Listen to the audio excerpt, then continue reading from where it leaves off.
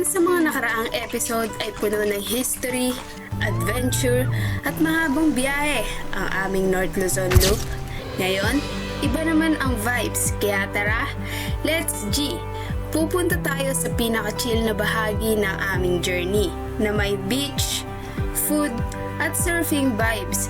Nakakalungkot mang isipin na ito na yung huling destinasyon ng ating North Loop. Pero hindi tayo pwedeng magpa-apekto, kaya sulitin natin at i-enjoy natin ang lugar na to. And welcome sa LU! Okay, today our next stop is Whew. Wow! Grabe, geez! Sobrang ganda! Woo! Hindi ko alam kung ano yung makikita nyo sa video, pero I'm 100% sure na ibang iba yung nasa video sa personal. Sobrang ganda. Wala akong masabi. Grabe. Kakaiba talaga. Woo! Solid ng view na to. Hindi ko alam kung nasang lugar na tayo, pero this is one of the best scene na nakita ko. Grabe. Sobrang solid na ito. Ngayon lang ako nakakita ng ganito sa buong buhay ko. Isang mahabang bridge, tapos sa dulo may bundok. Tapos sa gilid mo, dalawang bundok. Sa gitna ng dalawang bundok may ilog. Sa kabila naman yung ilog papunta sa dagat. Grabe. Napakaganda. And napaka-solid ng view na to. Woo! Thank you, Lord! I'm not ready for the city, I'm not ready for the noise. I trade it all for this travel-worn joy. If I could just live in this motion, heart open and wide, I'd stay in this journey with the wind as my guide. It's a heavy kind of happy, a beautiful lake for every memory we earned and every path that we take. Travel adventure, this ride is my life. Finding the rhythm in the middle of strife. Beyond the maps and the borders we see, the road is the only place I'm truly free. First stop, 7-Eleven. Ang init, grabe. Sobrang init. Pagod. 46 kilometers na lang, 1 hour. And nandun na tayo sa San Juan. Burger muna tayo.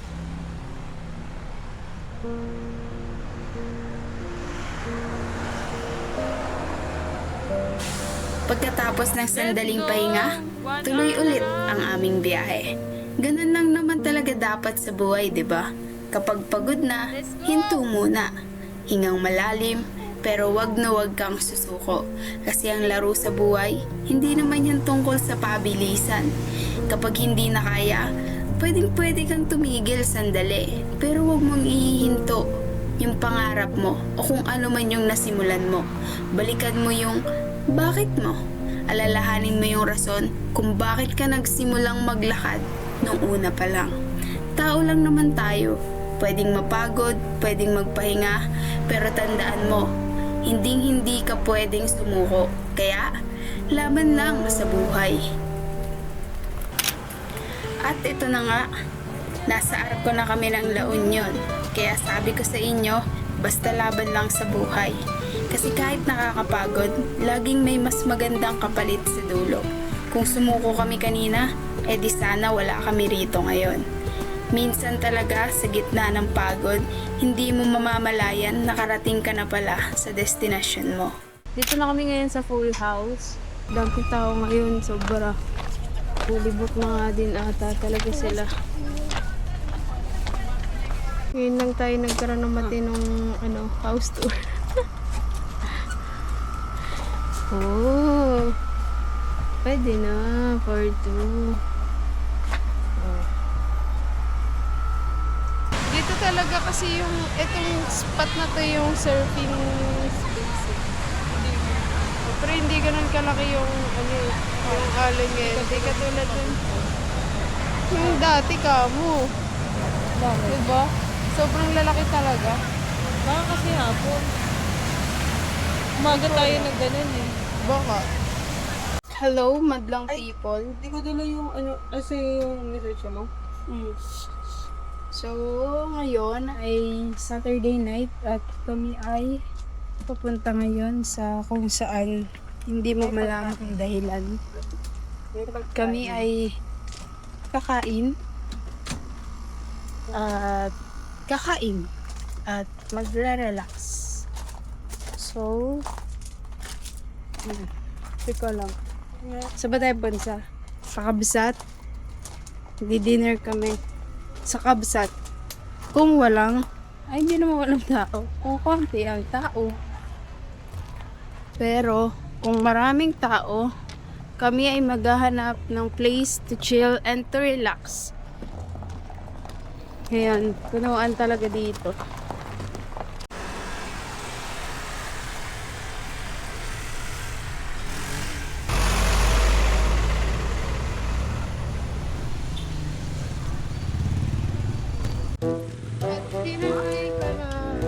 Daming tao. Tapos 50 yung bayad doon. Dapat pala tingnan muna natin. Ay, ayoko na. Ganyan po eh. So as an introvert person, as usual, hahanap talaga tayo ng chill at konti lang yung tao. Kaya umikot muna kami sa mga pwedeng kainan malapit sa Kabsat. Kaso wala talaga kaming mapili and sobrang dami talagang tao sa Kabsat at that time. Ang ending, bumalik na lang kami sa tapat ng Full House kung saan marami rin na mga kainan. Kaso, yung nakainan namin is not for our taste. Medyo matigas yung baka, tapos yung ensaladang itlog na maalat, hindi talaga itlog na maalat yung ginamit. Sayang. Okay pa naman sana yung vibes kasi may mga kumakanta. Kaya lang, yun na nga. Hindi masarap ang nakain ko. Ay, yung pamuka dun sa loob. Ayun nga, sabi ko. Papasok. Ganun talaga. Malay nyo, dati masarap doon. Ngayon lang hindi masarap. Pero hindi talaga eh. Tigas nung nung baka eh. Tigas ng baka. Tapos yung inasal, iba yung lasa. Tapos yung itlog na maalat na ensalada, hindi din maalat. Ano ba naman? Kaya lipat na lang tayo sa mas chill at dito kami napadpad sa cafe shop. Kung yung iba ang habol sa LU ay party, sa amin sapat na yung ganito, payapa at chill lang. Yung mas pinipili namin yung mahinaong kwentuhan kasama yung totoong kaibigan habang pinag-uusapan yung mga pangarap namin sa buhay. Dahil sa uli, mas mahalaga ang lalim ng usapan kaysa sa lakas ng musika at panandali ang kasiyahan.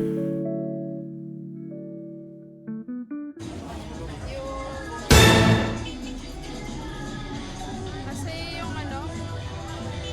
yung susi ni Winwin.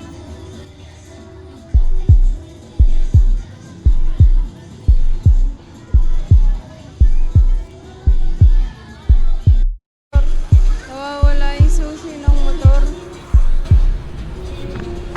Naiiwan pa pala sa motor.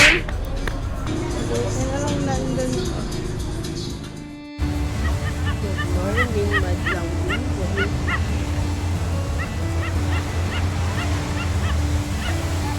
Lakad-lakad lang tayo dito. Dahil marami ng dagat. Sabi mo, punta tayo dito. Walang katao tayo. Baka bukas. Tapos kami mag-sightseeing.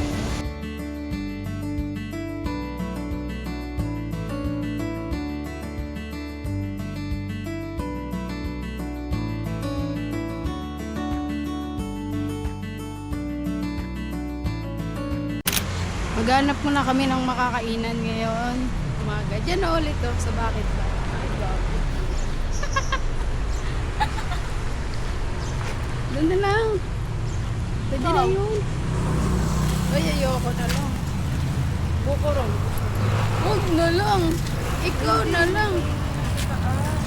O, tara, tayo tayo. Ayoko nga. Ikaw na lang. Let's go, let's go, let's go, let's go. Tapos try natin daanan yung ano yung hindi natin na nakainan sa kasi yung may taas. Hmm? Yung Karuba? croissant. Masarap yung mga tinapay doon.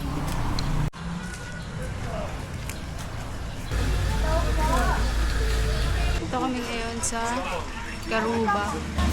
Medyo marami lang tao.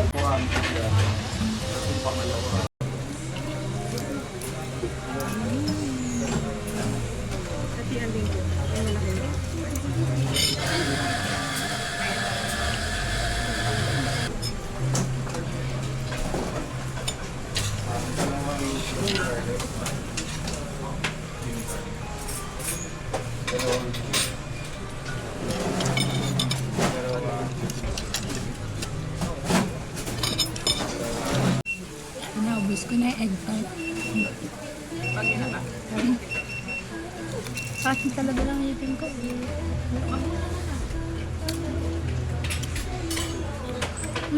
Namamula nga.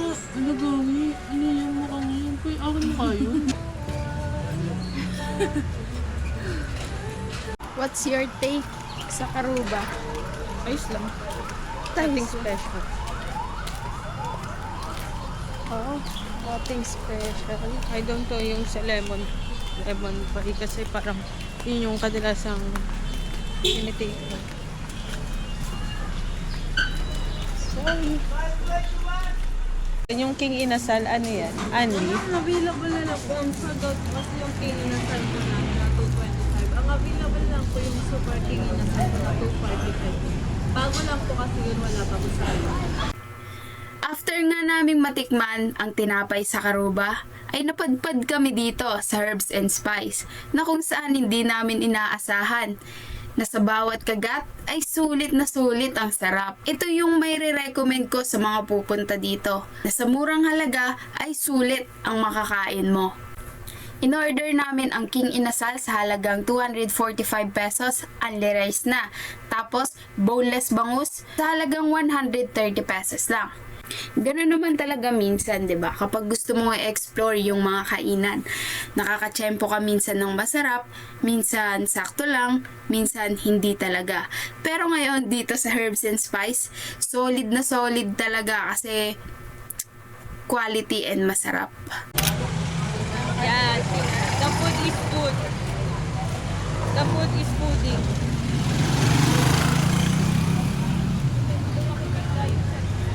The food is makataro. Lagi walang tao. Tulugan na. Tulugan na. Afternoon guys. So this is our hapon na ngayon. And last night na namin mamaya. Tapos bukas Saturday, uwi na kami ng Manila. Uwi na kami ng Cavite. So ayan. Pansin nyo, masyadong maalat. Pero malilinis din yan. Tara, samahan nyo kami hanap tayo ng mga masasarap na kainan dito sa La Union. Pagpunta namin ng Kabsat is hindi na kami nagmotor. Naglakad na lang kami since walkable lang naman siya from Full House hanggang dito sa Kabsat. May trinay kaming isang dish dito sa Kabsat.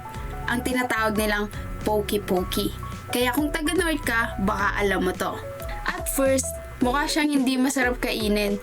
Pero nung tinikman namin siya, hindi ma-explain yung lasa na meron siya. Para siyang ginisang dinurog na talong na may kamatis na may itlog. Pero surprisingly masarap siya. And marirecommend ko din to. Actually, nanap ko nga yung recipe neto kung paano gawin para sana magawa lang namin dito sa bahay. And it's another thumbs up for us na nakatikim tayo na panibagong pagkain na hindi tayo familiar. And thumbs up kasi masarap. Dito talaga sa Kabsat yung best spot na kainan na kung saan may magandang sunset at view. habang kumakain. Kaya dito na rin kami nagpalipas hanggang mag-sunset. Pagkatapos ng sunset view, pumunta naman tayo sa Mooninook Cafe na kung saan umorder tayo ng matcha, our favorite drink. At pagkatapos noon, hindi pa tayo nakontento sa kinain natin. Pumunta tayo sa tagpuan para umorder ulit ng pagkain. Beef tapa. Konting kwentuhan ulit habang kumakain. Tapos, yun, last night na natin.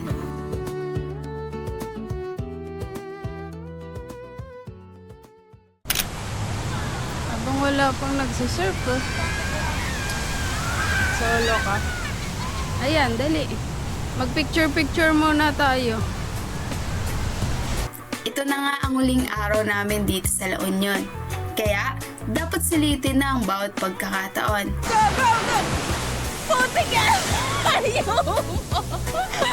Ayaw mo! Wait lang! Bakit na nakakagago? At syempre, hindi makukumpleto ang La Union trip mo kung hindi mo masusubukan ang surfing dito. Kaya, eto na, magsisurfing na tayo.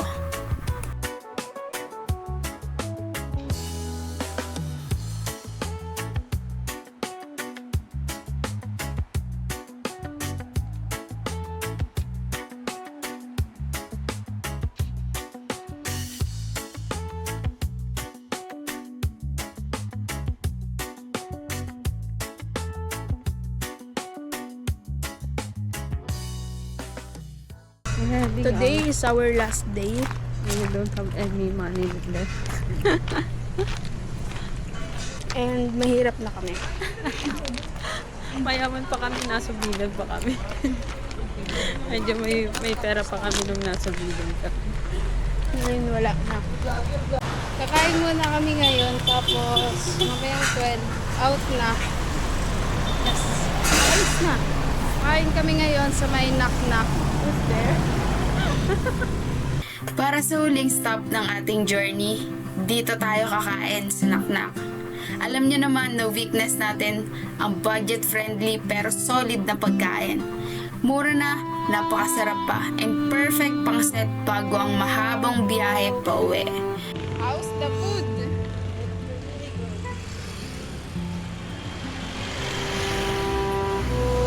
Dito ko natatapusin ang ating North Luzon Loop.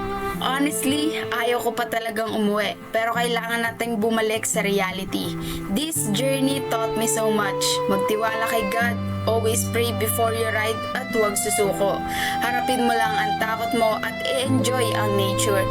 At syempre, maging grateful sa bawat kilometro na nabiyahe mo. Thank God for this opportunity na maikot ang buong North. Hindi ko man kayo nakasama physically, sana naramdaman nyo na kasama ko kayong bumabiyahe sa bawat stop ng video na to. Please continue to support me, like, share, and subscribe to my YouTube channel. Salamat sa pagsama sa akin mula sa day 1 hanggang dulo. And this is Von Garcia, reminding you to make your life the best adventure. From the coastal salt to the mountains' cold breath, we chased every sunrise, escaping the rest. Through heritage stones and the pine-scented air, we left bits of our stories in the quiet out there. West Coast surf to the Cordillera high, just tiny souls under a northbound sky. I'm not ready for the city, I'm not ready for the noise. I trade it all for this travel-worn joy. If I could just live in this motion, heart open and wide, I'd stay in this journey with the wind as my guide. It's a heavy kind of happy, a beautiful lake for every memory we earned and every path that we take. Travel adventure, this ride is my life. Finding the rhythm in the middle of strife. Beyond the maps and the borders we see, the road is the only place I'm truly free. Whoa. So make your life the best adventure